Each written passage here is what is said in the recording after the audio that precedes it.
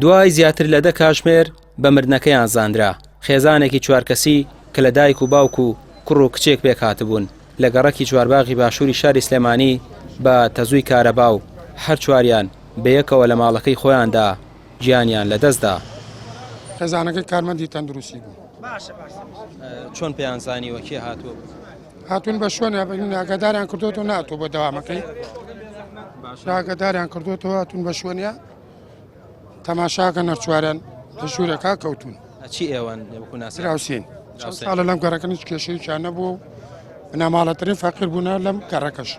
ئافرەتەکەی فەرمانبەر بووە هەر هینیان کردووە تاقیبات دیار نەبووە وەکو هاتوو سێگار سواریان مردوون. وەرەوەڵا وەڵایی وەسم ئافرەتەکە فەرمانبەر بوو کە هاتووە بۆ ئێرە هاتوون بە دوای وتیانە بۆ دیارنێمانەکە وەختێکە چن ئاشواران ئەمری خۆیان کردووە.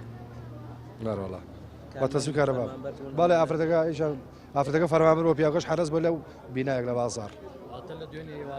باڵێ نا وازم خزمی خۆیان پیان زانی بوو پیان وتون تەمان بە تەلەفۆنیان لە دەنگانی و نەشاتون ناتوێتەوە بۆ ناڵێم فەرمانبەر بووە کاسن سێگەر لە شەوانی خۆیان کرد.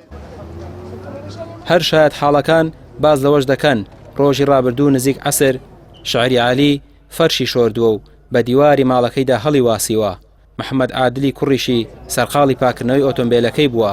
ئەوە دوجار بووە لە بەردەم ماڵەکەیاندا ببیندرێن. دوێنێ سەعات 4:15 ئەو ژنە لە فەرشە شۆرد کومبارێکی شۆرد کوڕەکەشی بە سیارەکەەوە ڕۆی هاتە دەرەوە. بەڵێ دوای ئەو نەبینرانەوە هاتەوە ئێوارەکەی هاتنەوە بەس نەبینرانەوە ناوەڵە گومانەکرا لە شەوە یان لە عەسرەوە دوێنێمانەکرێ لە شەوە بێ بەڵێ لە شەوە.